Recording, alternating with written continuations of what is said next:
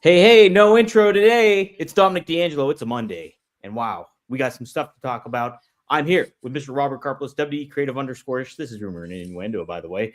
Robert, happy Monday to you, my man. Happy Monday. Happy Monday to those of us joining live in the chat. Apologies, we were about a minute late. I'm unable to start the show, apparently, from my configuration. Only Dominic D'Angelo, finest producer in all of wrestling podcasting, has the ability to push start. So I was just kind Wow, of can you sitting imagine here. me in control of everything? That would be something else. That would be genuinely terrifying. We'll say hi to the folks joining us here live. Yeah. Ron Ward says, "What the hell? How did I wind up here?" That's a very existential question. We can go down that path. We can go full on Samuel Beckett, and we can go complete Waiting for Godot. I'm totally fine with it. Willie Thornbrew says, "Does Raw open with Triple H in the ring, welcoming us to the second year of the Netflix era?" I hope so. We can look back at all the fond moments and memories from year one, like the Raw Netflix premiere, and that's about it. That's about all I remember from an entire year of Raw on Netflix. Cami Star says, after Morning Crew, a themed Raw, will Stranger Things have happened in WWE? I'll see myself out. Rightfully so. E throwing us a was up with more Z's. More Z's. We don't charge by the letter here. Dre Owens throwing us an Ayo. Ayo, Chico. Cody Gunn says, for a second I thought Dom got locked. And it was on his windowsill trying to break into his apartment. There's no windows in his apartment. Come on. I got some windows. My cat escaped one time. It was very scary. That's terrifying. I'm glad. Really did Razor hop over the barricade? And the funny thing was, no. Well, basically, the funny thing was, is he got out. My landlord left my window open. They were like painting the side of the window. He got out. I looked all over the place for him. I thought he was gone, like super gone. Well, apparently, what happened is he got so scared when he got back in. He literally leapt the guardrail back into the window and hid under my bed for like an hour and a half. And so I was searching for him for nothing. But it was very scary stuff. I'm glad you're right. Razor, I'm glad you're well, we've got a lot of stuff to cover here. All due respect to Dom's prior cat drama. Yes, very prior cat drama. Decked out in sweatshirts today. I love that. Yeah. How cold is it down there? 77. What the heck, Robert? What are you doing? It's comfortable. I'm like Belichick here at the moment with this thing. This sweatshirt is massive, but I like the sweatshirt. I hope when you go and book Boca Raton, that's what you wear. Yes, that's entirely what I'm wearing. That's what you wear. Oh, Marty wants to chime in. Man, Marty wants me to pick him up, and they go pick him up. I'm here. I'm just getting them. See, I know you heard about cats, and now you want to come join as the dog. Did I hear cats? Anyway, Dom, we got a lot of stuff to talk about here in a short window of time. Yes, we do. Let's start with. So I didn't get to catch any of it, Robert, but I know you and Scott happened to do a Patreon for Working Stiff, covering Tanahashi's retirement match. We did. Quick thoughts on that, and just legacy overall of Tanahashi too, as well. Well, those are two different questions and two totally different postures there. I think first and foremost, caught him. Marty was running around like crazy. I realized I still have like Blur on in my background. This is Guardian Angel Part 2. It's song 2, not I don't know what Guardian Angel Part 2 is. Because I said you were my Guardian Angel last week. Oh, I just thought it was like song 2 by Blur. There we go. Now there's no Blur in the background. Anyway, the Tanahashi retirement match, he did what we would say is the right thing for the business, and that he lost to Okada. The strange thing is now it really makes the booking that we saw at AEW World's End make absolutely no sense whatsoever. Our justification was, all right, I guess the idea is we don't want the unified champion or whatever he was called to go to New Japan after winning the Continental Classic tournament and then losing to Tanahashi. Mm-hmm. Okada won. Yes. So he absolutely should have just won the Continental Classic, gone out there with the multiple belts, and retired Tanahashi. Tanahashi's legacy in New Japan is sort of twofold. Number one, he was a guy who very much embraced sports entertainment, or at least the sports entertainment presentation at New Japan, which was a far more straightforward meat and potatoes sort of company. So you got him going out there doing the air guitar and the rock music and the flamboyant costumes and playing things up a little bit, which now is a lot more commonplace in New Japan, was not as much before. But when he got in the ring, he was still able to work and keep up with that New Japan style. I think that's a big part of his legacy. The other is that he was the guy who revitalized New Japan when they were dealing with a down period. He was sort of that beacon of light for the company. In a lot of ways, people would parallel him to being the John Cena of New Japan. So much so, John Cena on his Instagram did post a Tanahashi picture, which is what Scott and I had predicted was going to wind up happening.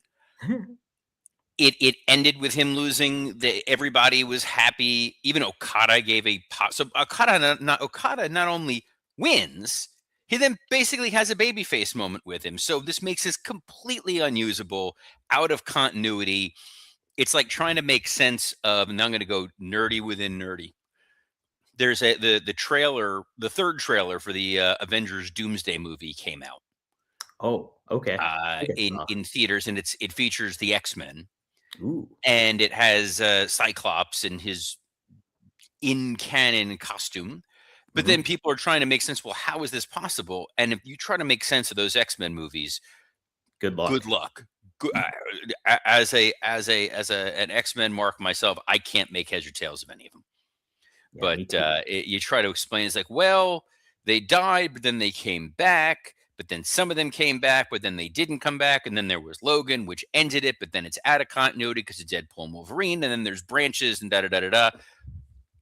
It's strange. It's not Stranger Things, but it's strange. Are you a Stranger Things guy? I am. I just have not caught up on the new season at all yet. So well, good luck tonight on Raw then. I know. God. Oh man, I didn't even think about that. Well, they won't spoil it on there. They can't. They absolutely will spoil it, Dom. You've got 8 hours between now and then. You could make it through the latest season of Stranger Things. I guess I could. That's a lot of work. I would caution anyone who has not caught up, get caught up with season 5, the final season of Stranger Things, before Raw tonight, because I have a feeling that there's going to be a comment or two. There was a comment on SmackDown. Chelsea Green tried to get out of her women's U.S. title defense because she claimed that she was still reeling emotionally from watching the Stranger Things finale. Is that all they said though? Like, if they say something like, "Oh, I'm so like torn," or like if they don't spoil anything, I'm okay with it.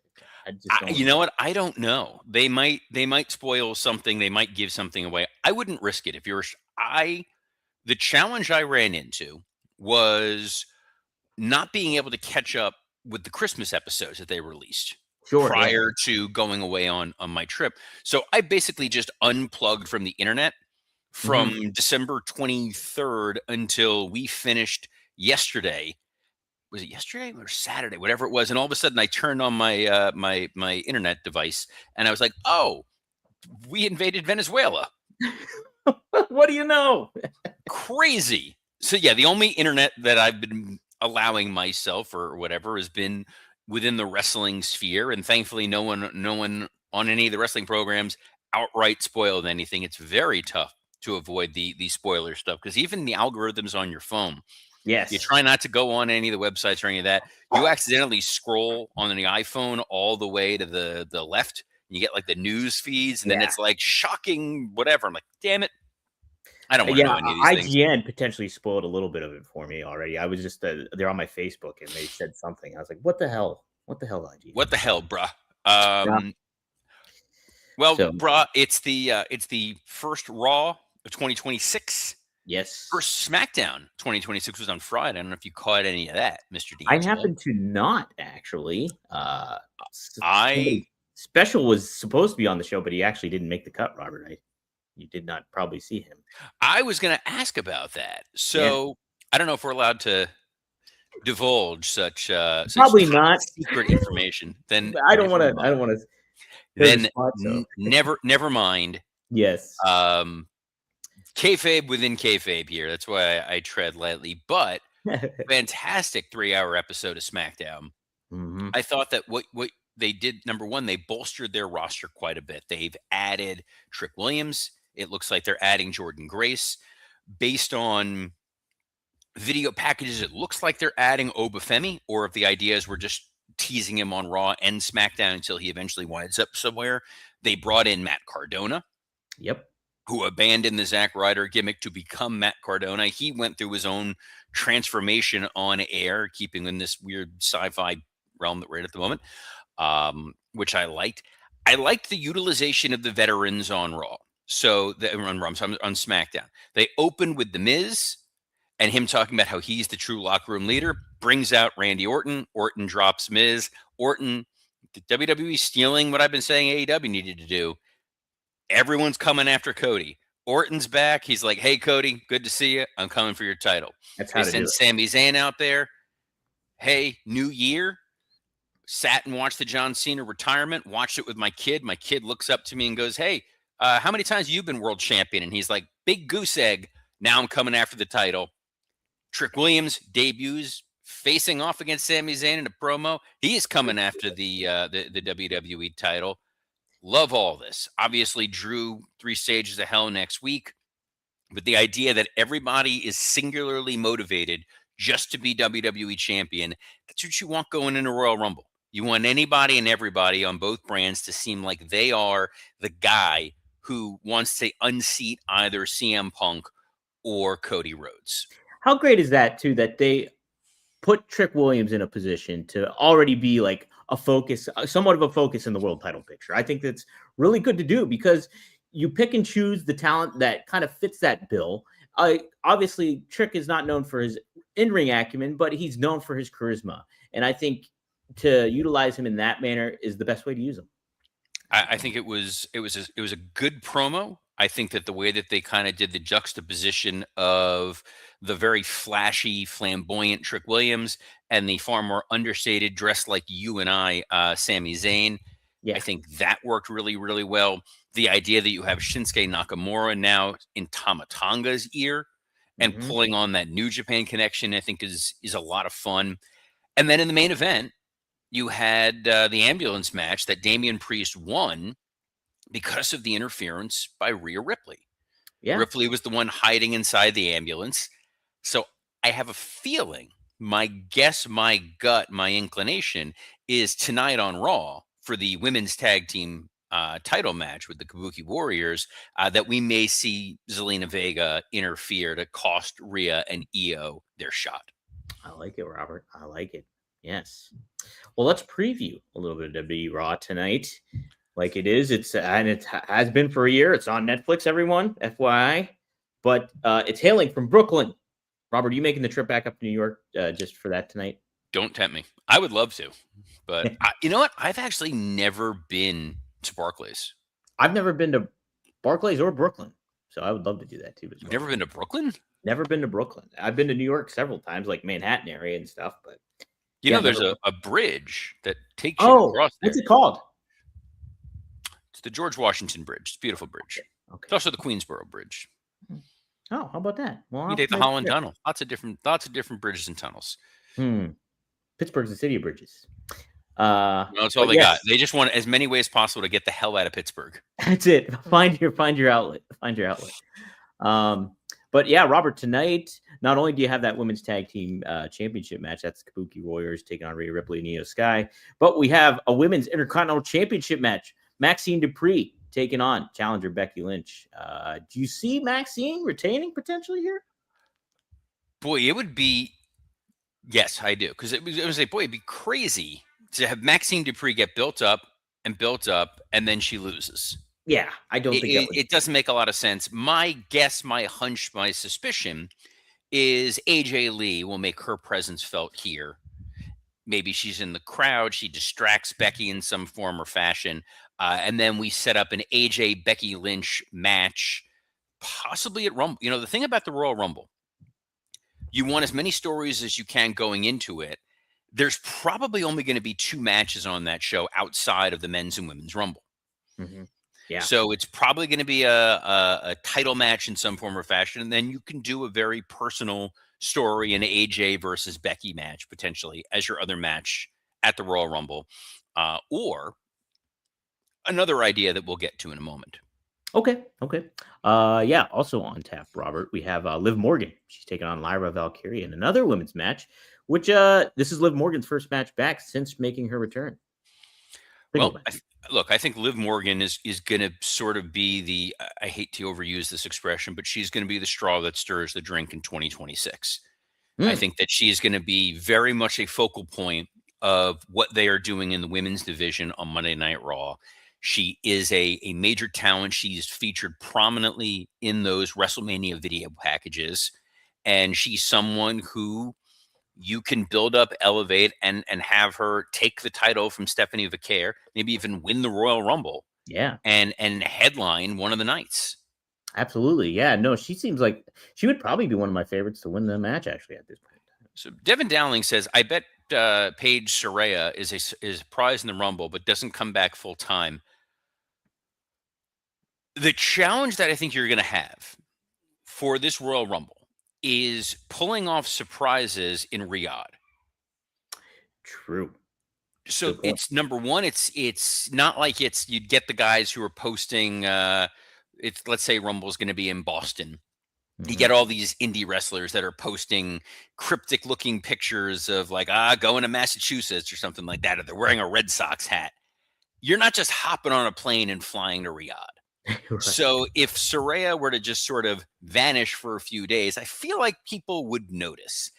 And then the other piece of it is, will that crowd understand the importance of a Saraya debut or a return at the Royal Rumble? I'm not saying it's not a fairly sophisticated wrestling audience there. I think they've shown these are fans that watch WWE programming now, and they know who these folks are. I just don't know that they necessarily have the wrestling history, because I don't know how long WWE was really front and center culturally in Saudi Arabia. There may be fans who are over there that never watched WWE until the first Crown Jewel, and then they got hooked and they go, hey, this is really interesting. I'm going to stick with it going forward. I think back to on Pritchard's podcast with Conrad, he had made a comment about how there's a lot of folks in the WWE universe who probably don't even remember DX. Right. Yeah. That's crazy to think too. Oh, and thank you, Fantasy Booker T, who said, Robert able to fit into his high school Y2J shirt tonight. Thanks. See, I know who Fantasy Booker T is, and I'm just going to let that go because he did see me in high school in that. The first pro wrestling shirt I ever bought was the Y2J shirt at an event at the National Car Rental Center in beautiful Sunrise, Florida, a building that I wound up calling my working home for 8 years. But, do you still have that Y2J shirt, Robert? I don't know where the hell that shirt. I had 3 wrestling shirts in that I got going to wrestling shows. I had the Y2J shirt. I had that. It was ugly as sin. The Edge and Christian yellow shirt. Yeah, I think I remember that one. I'm thinking it's not the Star Sprite thing one, is it? Where no, like, it was one of their early, like when they were devious heels. And then I got a Hulkamania shirt when it was the Hogan when he first came back in that the red and the yellow. Yeah, because it was it was Hogan and The Rock in a house show against I want to say it was Jericho and Angle. Oh, nice! Wow, fun match on what otherwise was a fairly unremarkable card. Yeah. And then I think the only other wrestling shirt I own from WWE outside of stuff I got when I was there, and they just give you the shirts, is the CM Punk one, the white CM Punk shirt. Yes, the Second City Saint one. The one he's holding the lightning bolt. Yeah, the drawing. It was a cool shirt. Yep. Anyway, bringing up the Y2J because people are wondering. Yeah, Adam Pearce happened to do a little preview video that he does for Raw most He's times. Such a troll. And he did a little bit of a troll here at the nearing the end of the video. He happened to say there are also 3 massive championship matches on the card. Who will break down the walls and walk out with the gold? Well, break down the walls. We all know who that is. Could be Mr. Chris Jericho. Could we see Chris making his WWE return tonight, Robert? Or would you delay it? How would you handle it too? Yeah. I would venture to guess there is a chance that Chris Jericho makes his debut or his return tonight. Simply because if Jericho is going to come back, he never likes to do the same thing more than once. And we've seen the countdown, we've seen the more than one occasion, including one time at the National Car Rental Center when he made his big return in the light up jacket and the cannon and all that other nonsense. I think there's something to him just popping up and appearing, if that's what they're going to do, because there is the Stranger Things tie-in, and I feel like there's an ego play with Chris Jericho of his return being linked to his first appearance on Netflix and tied to one of the biggest television shows of all time, Stranger Things. Yes. It wouldn't shock me if that's where they wind up going with this. On the other hand, he comes back and then it's like and then what? That's where it'll get kind of interesting. Is he going to be a babyface? Is he going to be a heel? Who's he going to be working with? How are they going to be, plugging him in to WWE programming right away? Would you plug him in with Gunther as a babyface, obviously? Ooh. Sorry, a whistle just came out when I did the oof. I don't know. I mean, you could. I wouldn't think it's bad. It could happen, but then you have to get that match in the ring. I think it would be all right. Gunther's, I don't know about that one, man. That may be a bridge too far because I feel like they're building to Gunther and AJ. Yeah, but I think. And then if you give Jericho, it's like, again, Jericho returning on Raw and going after Gunther, he's already kind of trampling on AJ's yard of this is the retirement year. Sure. No, I don't know. I think even if you do introduce him and you don't necessarily have a rock solid direction of what you're going to do in the immediate with him, I think that's okay with Jericho. I think you can definitely find something for him, I'm sure. There's definitely things that you can find for him and ways to utilize him in the Rumble. Fantasy Booker T does say put him in the Vision. I don't necessarily think that, but what about him versus Logan Paul or something? That's kind of what I was teasing on Working Stiff. But Fantasy Booker T he's a good man. But yes. I think that you'll definitely wind up getting some interaction with Logan Paul and Jericho. I would also utilize my mind just went blank for Dominic Mysterio and Chris Jericho having some interactions together. I think it'll be a hell of a lot of fun. That would be great. There's a lot you can do with Jericho when he comes back. So, I'll be interested either way. You can definitely see Jericho really tying in the Stranger Things, though. He come up with some moniker that really hammers it home. Anything like that, you can see him getting creative with that. Little bit of Eddie Munson vibes with him with the guitar and the not letting go of the Hellfire cheesy Club. 80s. Yes, you could do something Hellfire Club, no doubt about it. Trying to see if I missed anything else. Oh, geez, WWE World Heavyweight Championship match. CM Punk, your champ. He will be taking on Braun Breaker. I love the discourse between these two throughout the weeks. Would you put the title on Braun here on Netflix, Robert? So on Working Stiff, I did something I tend to not do, which is tried to fantasy book if I'm here and pitching this and how to make this make the most sense, what I would ultimately wind up doing. You do that a lot on here, though. I think. What? You do that a lot on here, though. I kind of set it up for you. Not long term, like the way that I was laying out. Like, okay, here's what I think will wind up happening tonight. But then it was like, okay, where am I going in the weeks and months ahead? And I think part of what WWE has to be noticing is that this iteration of CM Punk is just kind of there. You sort of forget that he is the world champion. He shouldn't have won the world title. It was supposed to be Seth Rollins going up against Roman Reigns at WrestleMania. That was where this was building. Punk very much became a placeholder, and he's the established guy, the establishment CM Punk. So sure. I would want to have the way where he's no longer the establishment guy, but you get out of this match to build to something bigger. Since AJ Lee is most likely going to be there, you set up LA Knight getting taken out by Bronson Reed before, so maybe LA Knight winds up appearing to take out Bronson Reed. Logan Paul and Rey Mysterio, those guys get paired off.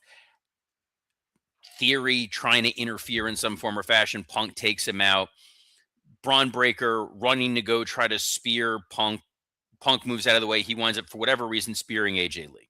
I think that is a moment like we saw last year with I Show Speed, whether it's during the match, after the match, they throw it out to schmaz, what have you. But Braun Breaker spearing AJ Lee is the kind of catalyst that would spark a totally different reaction from CM Punk. This is now a guy who, yeah, he's world champion and whatever. He lost his dog a few weeks ago. Now his wife is in the hospital. This is now a man that's sort of Frank Miller Daredevil style, like pushing him to the breaking point where he can show up next week. I want to kill Braun Breaker. The only reason he's showing up is because he's like, I can't find this guy elsewhere. I know he's going to be here. And then Pierce saying like, look, we kept him home, and Punk just snapping not at Pierce, but throwing. Like, you were a worker. You know how this works. But you're not the guy who made this call. Storming into Gorilla, getting in Hunter's face, laying his hands on Hunter, who's not a worker, who's not a wrestler, who's an executive that faces the board of TKO. And he's now crossed a line that nobody really has crossed. And now not only are you suspending Punk, you got to strip him of the title.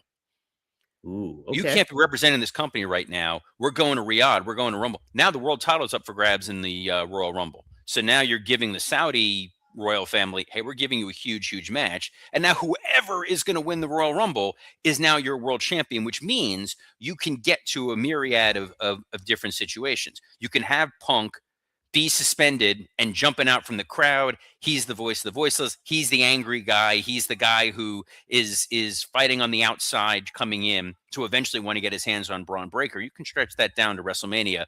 Boom, you've got a match. Cody's defending his world title, his WWE title, against probably Roman Reigns.